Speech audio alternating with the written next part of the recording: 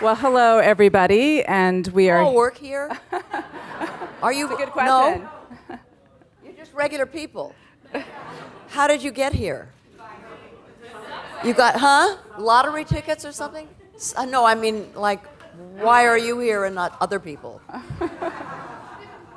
Different groups, okay. I'm sorry, I didn't mean to interrupt Marianne. No, please, that was interesting. So we're here at AOL Studios in the Build space, and we're so excited to have Jane here in advance of her Maker's launch. And I have to say, Jane and I have spoken many, many times over the years about all of a variety of projects, her books and theater and her film roles and activism. I mean, it's a testament to all she has done, and I have such admiration for Jane and her work, and she's always one of my favorite people to interview, so welcome. Good to see you, Marianne. I'm very happy to be here, and thank you all for being here.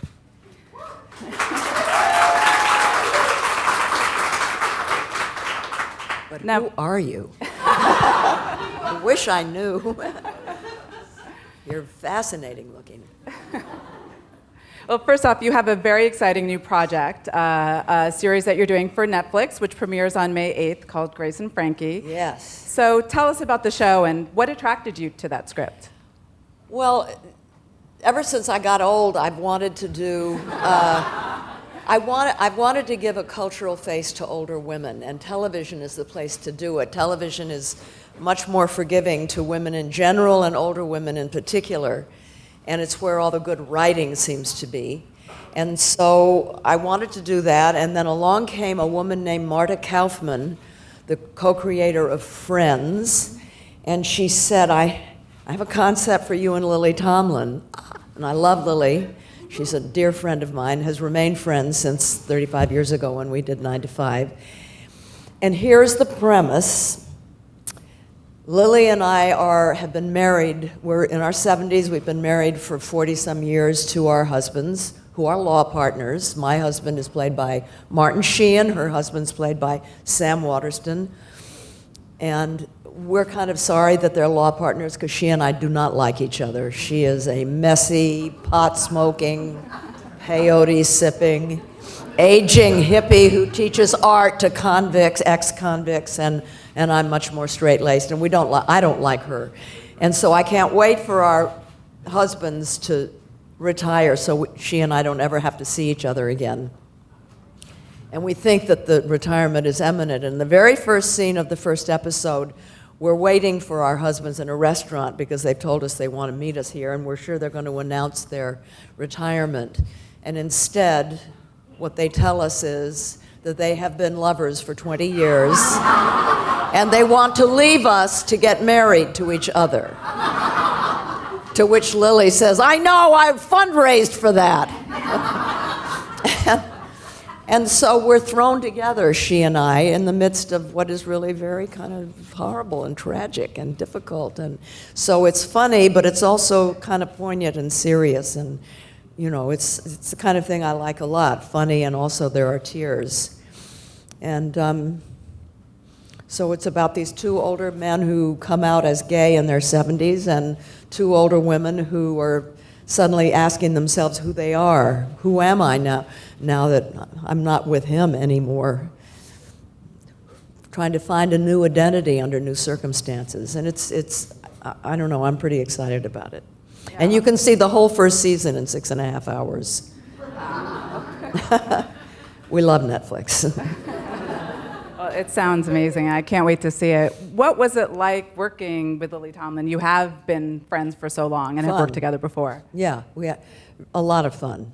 And you know, it's so hard to make a television series. You work 15 hours a day, and you know, you don't have time to rehearse. It's really much, much harder than I ever thought. And it was just so great that I had someone with me who I could trust. You know, I know she's not going to try to knife me in the back or steal scenes, or, you know, she'll tell me when I'm doing something wrong, or I tell her, or, you know, we trust each other, and we can talk to each other about what's happening, and we can help each other, and that feels really good, because without that, it would be hard to get through. It sounds like absolutely perfect type of plot for you to be working on. What is your process for choosing roles these days? Writing. I mean, process. You know, it's so rare to find a multidimensional part for women, older women in particular, and when they come along, you grab them. I mean, I was very lucky because Aaron Sorkin offered me the role of Leona Lansing in The Newsroom, and that was just an incredible experience because she was so beautifully written. So my process is looking for the good, you follow the good writing. Mm-hmm. Mm-hmm. And what is your perspective on being a woman in Hollywood these days? Are conditions getting better? At a glacially pace. It's tough, it's a business, and the studios are run by men, and the major movie studios, movies these days, it's not like in the 70s, where I produced movies like Coming Home and On Golden Pond and China Syndrome and those kind of movies. Thank you. Character-driven movies. Studios were making movies like that, although I had to go to England to get money for 9 to 5. But nowadays, movies are so expensive to make, the studio heads, who are all white men, don't want to take risks. So they hire people to do these huge multi-million dollar, hundreds of millions of dollar budget tentpole films, people who look like them, because that's kind of the safe thing to do. And so we need to get more women running studios, and we need to get more women in decision-making positions before there are more women directors and really more roles with women in the lead. And why is that important? Because we just see things differently. We have a different perspective on what's important and not important, and a different sensibility, and we are 51% of the population of the world. And so if you leave our sensibilities and our narrative approach out, that's ignoring the majority of human beings in the world. And when you're left out of the narrative, you're not conscious of it, but it affects your sense of self. It's like assuming that God is a white male. We don't question it. I mean, I do, but most people don't. But the fact is that if God is a white male, then people of color and females are going to feel on some level a little bit less important, like we count a little bit less. And media, media is what creates consciousness, right? Media is this heart of it's sitting around the campfire. It's the modern version of the oral tradition. It's so much what makes us who we are. It's so important, and that's why it's so important that women have a real foothold in it. You know that if you look at all of media, magazines and radio, television, movies, all together, only 3% of decision-making roles are held by women. We don't really think about it, because when you look at like television, you see women on television, but they don't make the decisions about what stories get told and how they get told. And I hear this all the time. I'll be interviewed by a woman and she'll say, "My boss asked me to ask you," or "don't get into this," or they're told what to do. And so we're just not getting the whole story, and that's really important. And it's why Gloria Steinem and Robin Morgan and I founded the Women's Media Center that you write for. Yeah, to try to amplify women's voices in the media. Yeah, Women's Media Center is an amazing organization. I'm honored to write for it, and I definitely encourage everyone to check it out. And actually, one of the recent articles that I wrote for Women's Media Center was on the No Ceilings report, which the Clinton Foundation, the Gates Foundation recently put out, which sort of took stock of the progress worldwide for women and girls 20 years since Beijing. Mm-hmm. And it definitely showed there's been progress in some areas, but there's a lot of gaps, a lot of work still to be done.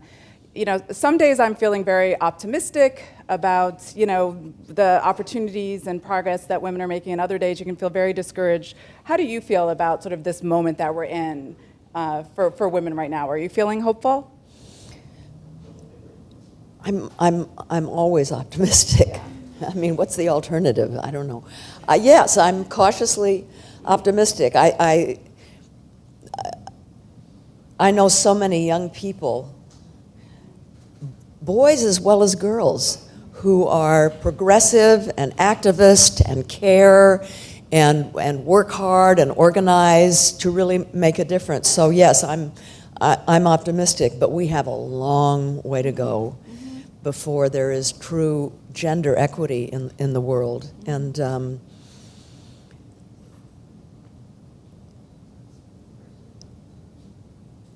I think it's the central problem. I think until there's gender equity, I don't think we can really solve any of the world's problems, including environmental problems. Well, one of the other things, I mean, I know that you recently spoke, our mutual friend Michael Kimmel had this international conference on masculinities. And we do talk a lot about how constrictive gender stereotypes negatively impact women and girls, but do you think we don't talk enough about how those same gender stereotypes also have a negative influence on men and boys? Well, I lived for 20 years in Georgia, and I started several nonprofits that work with adolescents, boys and girls, and that led me to really study youth development for boys and girls. And one of the things that touched me the most profoundly was the extent to which masculinity, the way it's viewed in our culture, damages the male species, the males of our species. The whole, be a man, be a real man, prove your manhood, don't be a sissy, don't be a mama's boy. All of those kinds of things that get communicated sometimes by parents, by teachers, by coaches, by the media, by our culture in general, do tremendous damage to boys and to men, because it robs them of their humanity. We're all born, boys and girls are born relational. If you look at a film of a newborn baby boy searching for its mother's eyes, searching to make contact, coming alive when it finds the mother's eyes, becoming withdrawn when there are no loving eyes to reflect itself back from. And so the idea that boys are different than girls, that boys aren't as emotional and relational as girls, is simply not true. And yet as they get older, that part of themselves gets shut down. And it just breaks my heart. I've seen it, how that plays itself out in the lives of boys and men in so many different arenas in this country, and even more obviously. It's so great to go to conflict zones or to the global south, because everything is so stark, so much more evident, that you can learn a lot by doing that. Things are very subtle in this country. Women don't even realize that we don't have gender equity sometimes. But so I do try to understand and work on and get involved with organizations that are addressing these issues. The Center for Men and Masculinities at Stony Brook University is a key one. How do we make our masculinity less toxic? Because women can't do it on our own. We need men, and men need us. And what we're talking about ultimately, through feminism and through an effort to reduce the toxicity in masculinity, is going to benefit all of us. We all become winners. Do you understand? Yeah, okay. I see some heads nodding.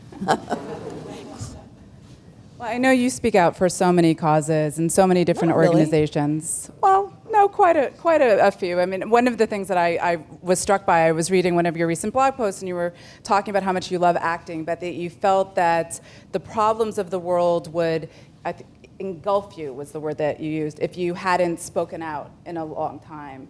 And you've been an activist most of your adult life, and a lot of times you hear that being an activist is something you do for others, or it's sort of like this draining thing. I'm curious, what is it that drives you, and what are the benefits and rewards of getting involved and making a difference? Well, speaking just personally, I've had, for most of my adult life, I've had celebrity. And celebrity can be really alienating. It separates you from people. It can make you feel lonely. It can make you feel that the people around you are not, they're imposing their own view of who you are, and they're not really seeing you for who you are. And so you feel very lonely. And for me, why have celebrity then, unless it's going to be used for something good? And so, there I am in Hollywood working away, and I've got a job, and I'm doing red carpets and all that stuff. And people say, oh, you look so good for your age. All this stuff, and people loan you jewelry and clothes, and it's all very nice, and it's fun. But at the end of the day, it's like, why? I mean, you can feel really odd as you go to bed at night at the end of a day of that stuff. And you think, well, what's the point of my life? And then when I leave that to go and be with other activists, I feel reborn. I really, those things when you're little hard, crusty things that you drop in water and they kind of bloom into underwater, colorful cities almost. I feel like that. I feel like I've been dropped in water and I'm kind of blooming into color for the first time when I'm with my activist friends. So it starts in a very selfish way. I'm with people who, they could care less if I look good for my age, or Donna Versace has given me a dress, or whatever. It's all about, what are we going to do about the women in Afghanistan that are blah, blah, it's about, I was raised to feel that service, activism, is the rent you pay for life. And I grew up on my father's films, like Grapes of Wrath and Oxbow Incident and Young Abe Lincoln and this. And so it's where my lifeblood is. And it's how I can use celebrity in a way that makes me feel better about it all. Gloria Steinem, my dear friend, has the words. She's the wordsmith of the movement, right? She has this depth of experience and knowledge and this brilliance with words. I'm a movie star, so if I can show up and stand, as I did the other day, there was her and me and a woman from Kenya and a woman from Egypt and a woman from Afghanistan and conflict zones. That brings something, you feel, well, I know why I'm here. I'm here to help have the backs of these women who are fighting for their lives and the lives of the women in their countries. So that gives meaning to my life, to know that I can be of use. And so when too long a time goes by and that doesn't happen to me, I feel withered, like I'm going to disappear. And I might as well. What's the point? Well, one of the things, even just for, the average person, I feel like a lot of times people, they want to contribute to positive change in the world, but it just seems the problems are too complicated. They feel like they don't have time. It just feels like nothing they could do could possibly make a difference. What advice would you have for anyone who would like to see the world change in a positive way, but just doesn't know how they can play a part? Well, everybody's got their own,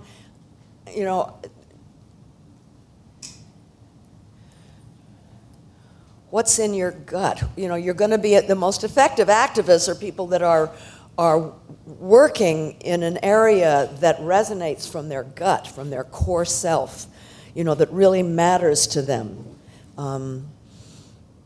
So you have to figure out what that is, and it can be children, it can be your community, it can be green spaces in New York, it can be working with teens, it can be peace, it can be the environment. There's so much that can be done, And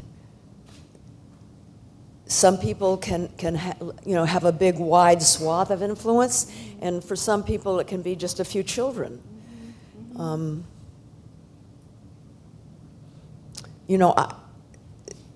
Sometimes all I can do is, when I walk down the street, and this matters especially in New York, is look people in the eye, and especially homeless people and prostitutes. I mean, you don't see streetwalkers so much here, but I've been in cities where you run into streetwalkers. Looking them in the eye and saying hello, I know, makes a difference to that woman's life. Someone has seen her as a human being. So acknowledging another person's humanity by something as simple as looking in their eye is important. Looking at every young person as your own child is important. I mean, if everyone did that, it would be different. Trying to grow empathy within yourself is revolutionary. It doesn't have to be some huge thing. It can be trying to be the best person you can and having empathy and taking it from there. Who or what inspires you?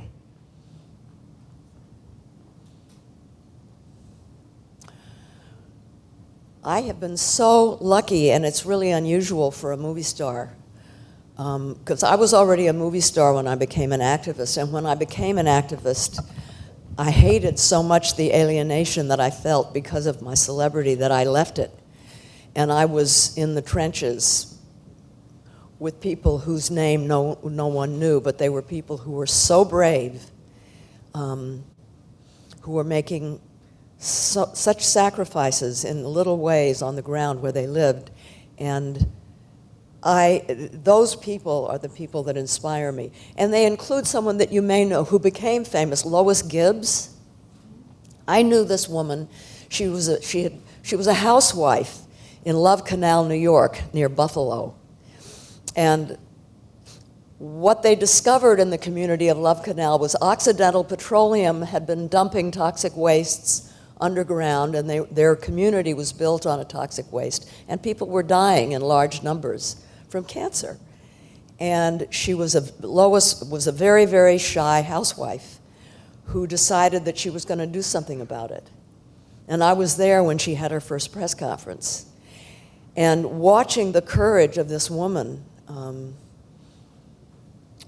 who then grew into a major activist and has started a national organization dealing with hazardous waste sites. That's the kind of person who inspires me. Soldiers have inspired me. It's average people who do extraordinary things because they've been motivated by something very deep within themselves. If you're lucky enough to meet people like that you can always think back on them and become inspired. Yeah.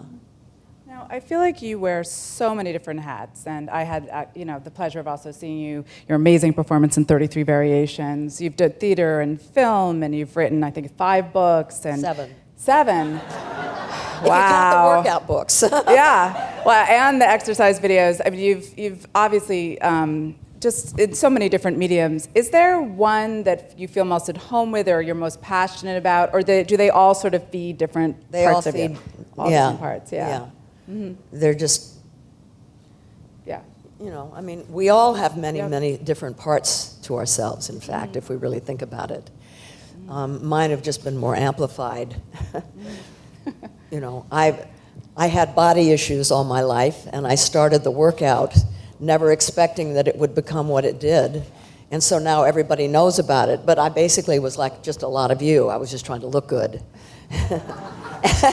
And then I became famous for it and discovered it was much more than just looking good, that it actually empowers you if you become strong.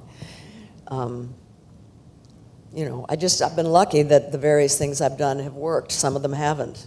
I won't talk about those. I won't ask you. I don't know what they are. Katharine Hepburn once said to me, I've learned more from my failures. And it's true, you learn. Mm-hmm. Somebody else said, God doesn't look for awards and accolades. God looks for wounds and scars. Because that's when the soul comes into play. And, you know, I mean, it's really what we all, I think, try to do in our lives is amplify our souls, find out, try to be as authentic as we can be and as whole as we can be, regardless of what other people think or what society says we should be. How can we, I mean, we all want to die having lived, having been authentic, whole people, I think. That's the goal. Yeah, I often quote from an interview where you said that, you know, you don't have to be perfect, you have to be whole, you have to be complete. What does that mean to you, the concept of being whole?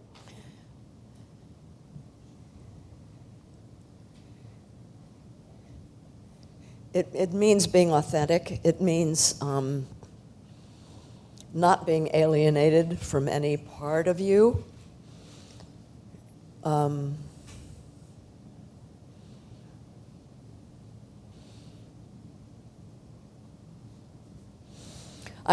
tell you, maybe I can illustrate it this way.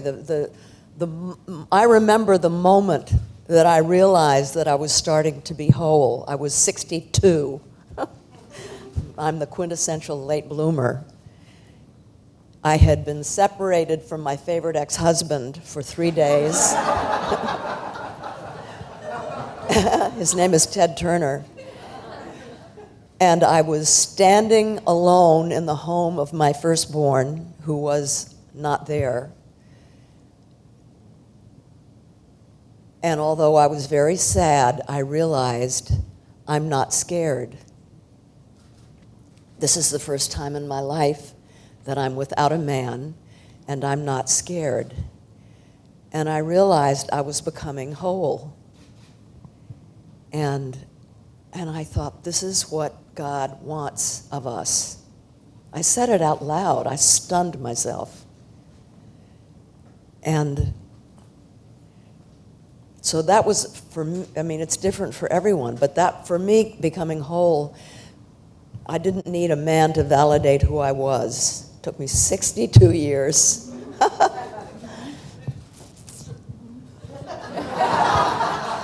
Never give up. That's kind of it's like if I have anything to teach, it's the truth that it's never too late. You can be, I'm 77, and this morning I spent 3 hours in therapy, and part of my life changed. And I'm 77. It's never too late. You can always get better and go deeper and grow wider and matter more as an individual person. Never give up. I think actually it was Churchill said, never, ever, ever, ever, ever, ever give up. Didn't he? Yeah. One of the things I really admire most about Jane is also that you do share so much of your life lessons, your vulnerabilities, your challenges. I think that's really important, especially from celebrities. And that did struck me. I remember interviewing you about your memoir when you said that it had taken you till you're 60 to come into your true voice and power. And I remember for me thinking, well, maybe for me it was maybe like 30. And then thinking, thank God we came into it finally, but then thinking, does it really have to take that long? What advice would you have? I mean, obviously there's young people in the audience, to young people, maybe particularly women, to help them avoid some of these, struggles that you faced in your own life, finding that.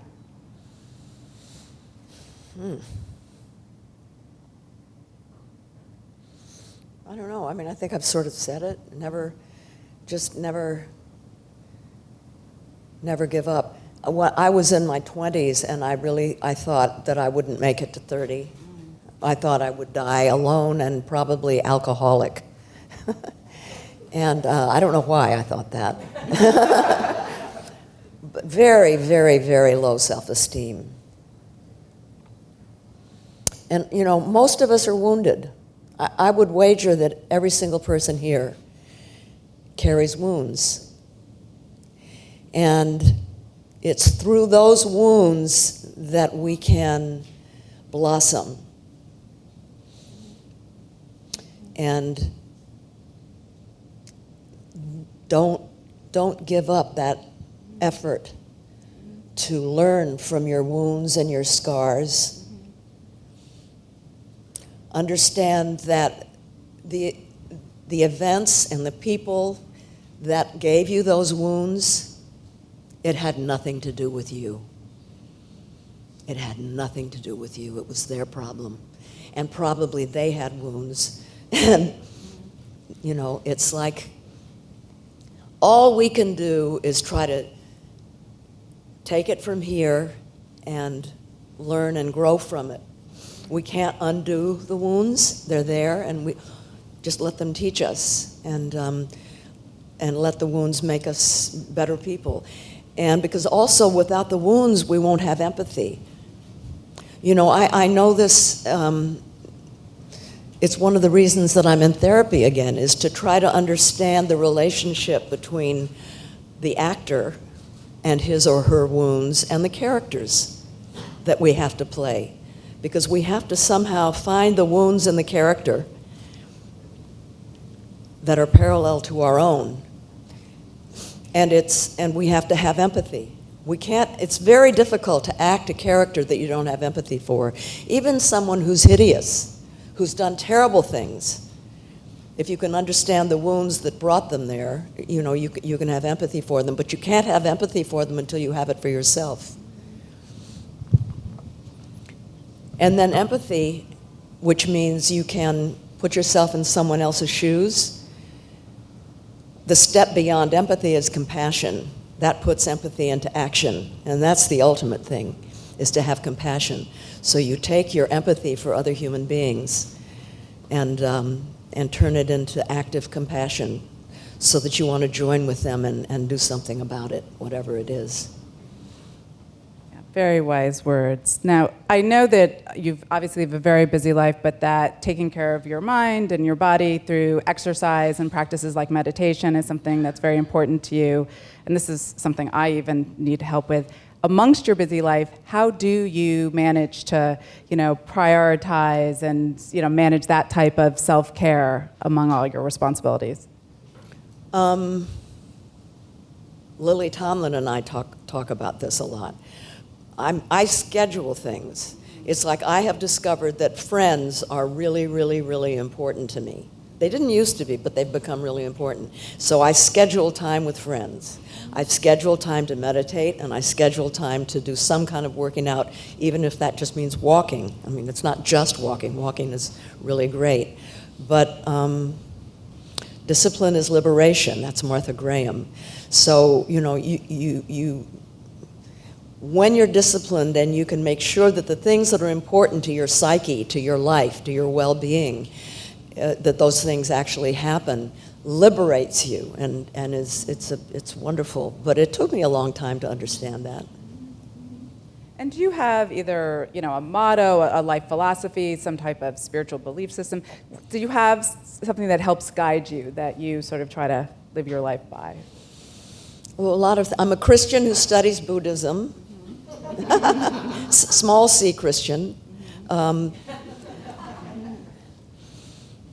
That was a problem a little bit when I shouldn't say that. There's press here. I won't say it. Never mind. Anyway, no, being interested is more important than being interesting. I think that's on that Maker's 5-minute Maker thing. Yeah, just staying interested. Don't get cynical. Cynical is the death of us all. We can't get cynical.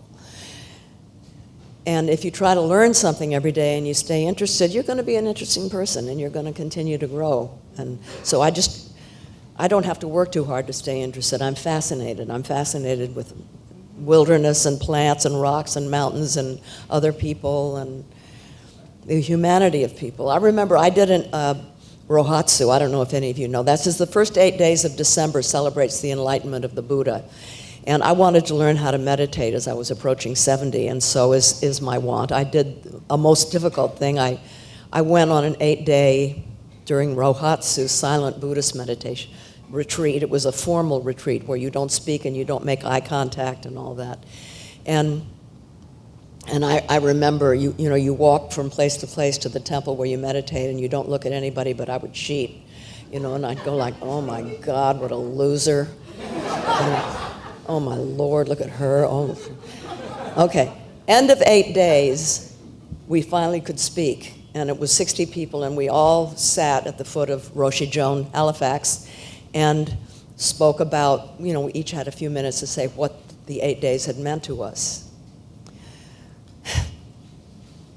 And what I realized during that time of speaking, you know, those people that I thought, oh, what a loser, and we're all incredibly wonderful human beings that are trying to do the best we can and trying to be as whole as we can be and trying to learn from our wounds and our scars. And the love that I felt for everybody in that room at that time, it was such a huge lesson to me. You know, how important it is to really connect with people and listen to them and understand our common goals and suffering and joy, and it was that's the kind of thing that keeps me going and inspires me. And you can so easily forget, because you know we get tired and we busy, but our common humanity, we have to keep reminding ourselves of that and not being afraid of other, you know, the people who aren't like us. It's so easy to get scared. You've accomplished, you know, so much, accomplished and experienced so much in your life and career. Is there anything still left on your bucket list that, you know, whether work-wise or any? Oh, there's lots of things that I wish, but I have a huge desire. I've had it for decades to trek to Tibet, which my Zen teacher, my Buddhist teacher, has done many times, but my body won't do it anymore. You know, that's another thing is getting old. You know, you have to, it's like, well, okay, I can't do that anymore. And then you have to decide, are you going to let that define you? The fact that I can't run anymore or ski or do a whole lot of things. I got a fake knee, a fake hip, half my back is metal. I mean, you don't even know. It's great at the airports. And you can, you know, I just feel I'm lucky to be alive at a time when stuff can be replaced and not let it define you. So there's a lot of things that I wanted to do that were on my bucket list that I can't do anymore. I guess it all has to do with internal things, just trying to, you know, grow myself as a person, be a better mother to my children, be a better grandmother to my grandchildren.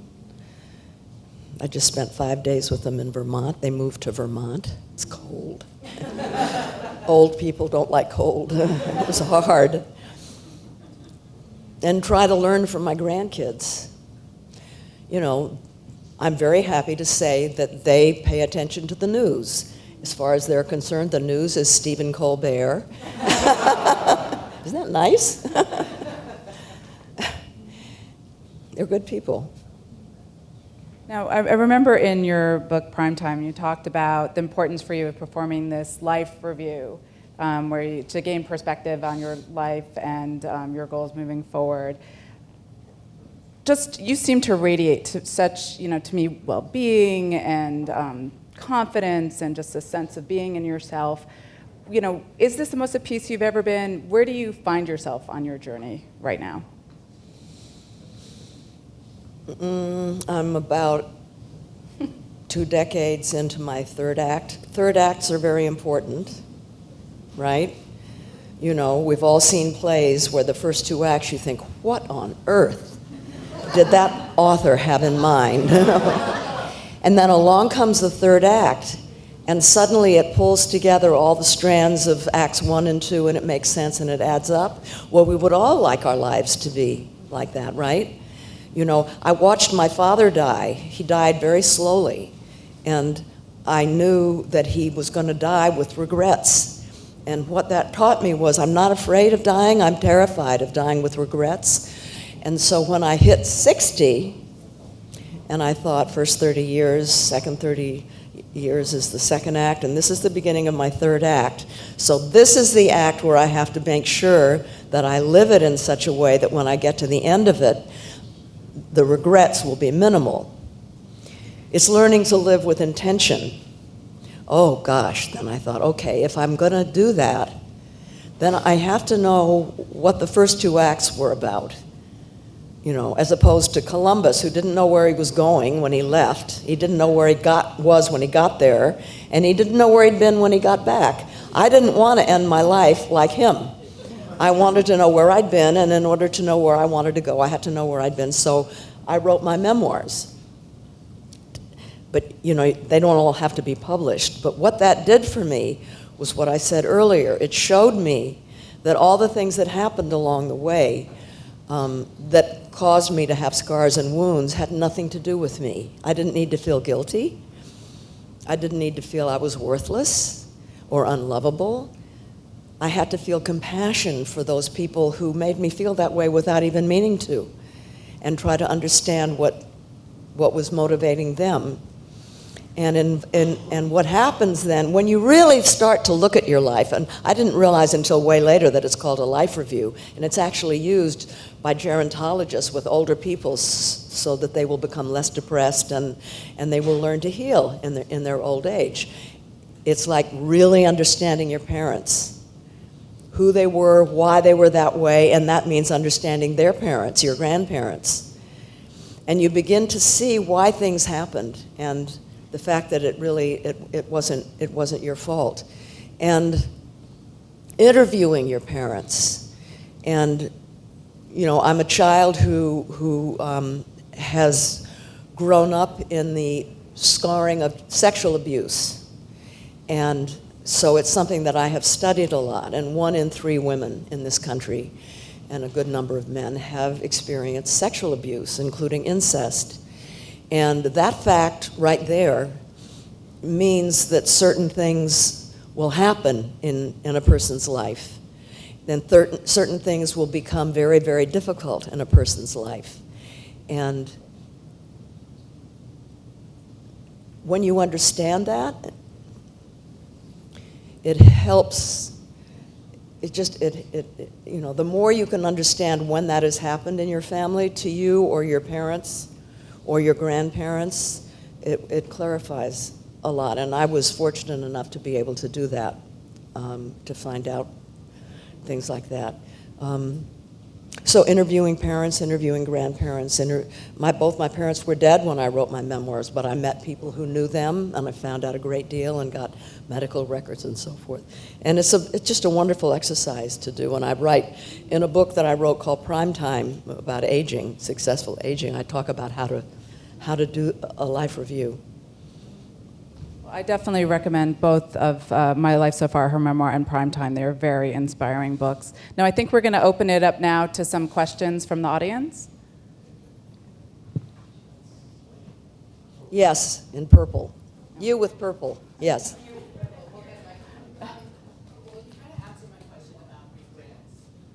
About what? Regrets? Yeah, about regrets. Mm-hmm. So I'll go to my second question, which is, what do you think about how, you know, entertainment started with television and then film and now the internet, and you're on Netflix. So what do you think about, you know, the transition, where that is headed? First of all, it started with movies and then television. and now the kind of internet that leads to Netflix. I think, who knows where it's going to end? I mean, I think it's great because it's the democratization of media, right? You're the expert in the media. It allows people anytime, anywhere, on many different kinds of devices to view media. And, you know, as an actor, what's so great about Netflix is that it's like making a very long movie, as opposed to episodic television where you have to wait a week for the next one. Now with TiVo, of course, you can create a kind of a Netflix effect and fast forward through the commercials. But to be able to just look at a whole, I mean, I've watched House of Cards in a weekend. You know, and you all in Orange is the New, I mean, it's fun, it's great. Binge watching is a new reality. I don't know where I'm not technical, so I don't know where it's going to go from there, except that I think it's a very, and now other cables networks and regular networks are following suit and doing similar things to Netflix, and I think it's really good. Yeah. You mentioned before that only about. Sorry, guys, there's a mic going around. Just wait for it. I can repeat the question. You said that there's only about 3% of women making the decisions behind the scenes in entertainment. And I know that you've owned your own production company and been on that side. So what do you think is the key for us trying to get more women into those decision-making roles in the future? What is the key to getting more women in decision-making roles in the media? First of all, you have to name the problem. You have to know the problem that exists, which is one of the reasons that Gloria Steinem and Robin Morgan and I co-founded the Women's Media Center to join with other organizations and research centers like the Annenberg Center that's doing a lot of gender research in the media to show that there is a problem, make it visible, and talk about it. And then I'm a firm believer in naming and shaming. You know, the studios are not hiring women directors. Shame on you. And keep talking about it and talking about it and talking about it. And eventually they'll feel guilty and they'll do something about it, maybe, hopefully. It's also trying to get wealthy individuals and organizations to create perhaps a studio run by women that makes women's movies. That's another, way to go. But I think one of the things that the Women's Media Center does, because you hear, for example, terrorism, the issue of terrorism, and you'll ask ABC, NBC, CBS, Fox, why don't you have any women talking heads along with all the white men that you have up there? Now they've added some faces of color, male. And they'll say, well, there aren't any women that can talk about it. Terrorism is just one example. It can be healthcare, it can be real estate, it can be bankrupts, any issues. They'll say, well, there aren't any women. So we train women.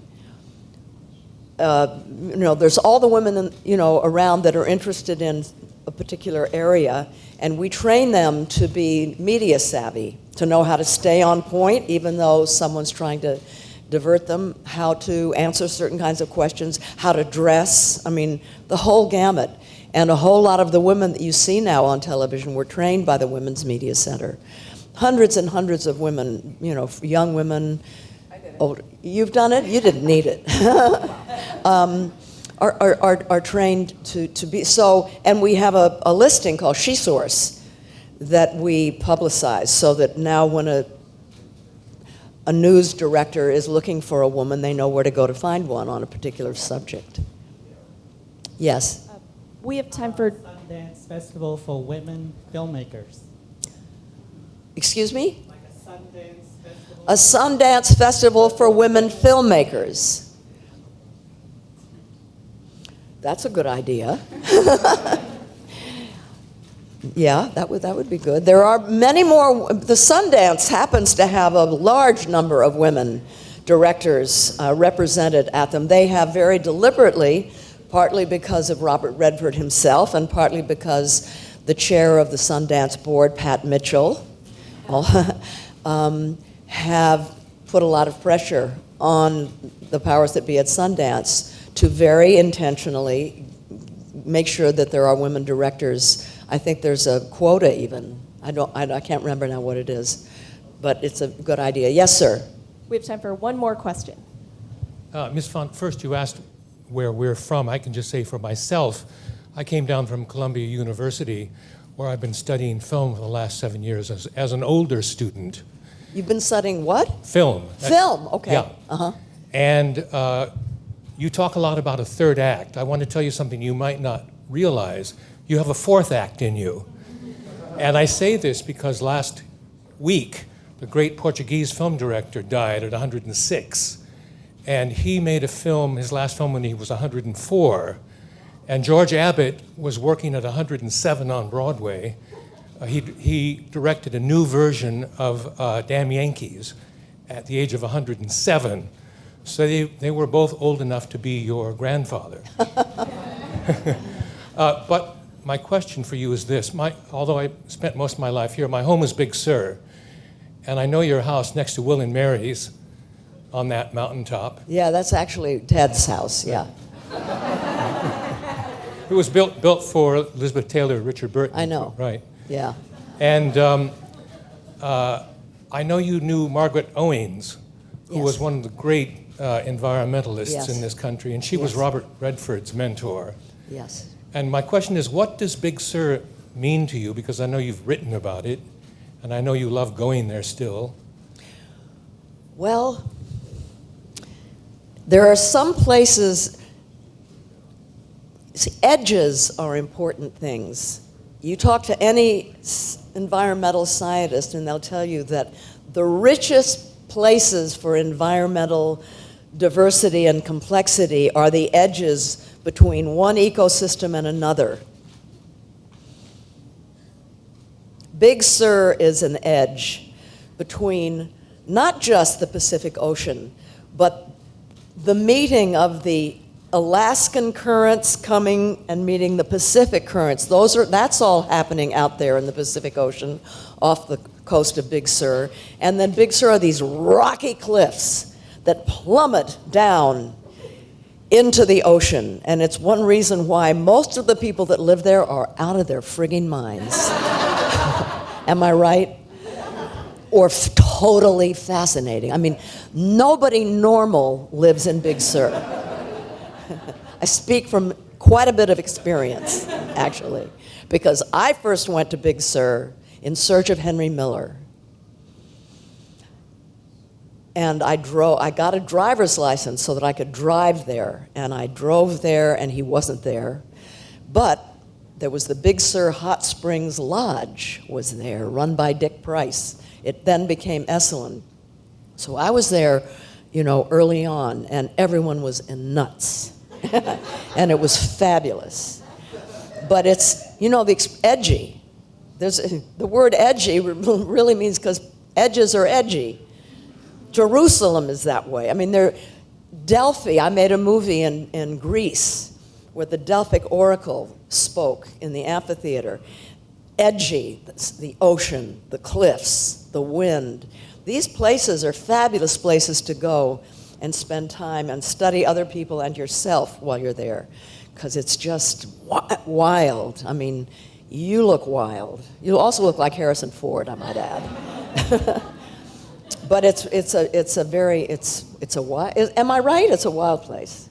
It was the hotbed of the hippie movement. Of course, it's too expensive now. Isn't everything? Yeah. No, I mean, the night I arrived there, a man on an acid trip cut his balls off up Lime Kiln Creek. And it went on from there. I mean, it was... Well, on that note, I would like to thank all of you for coming and the amazing Jane Fonda.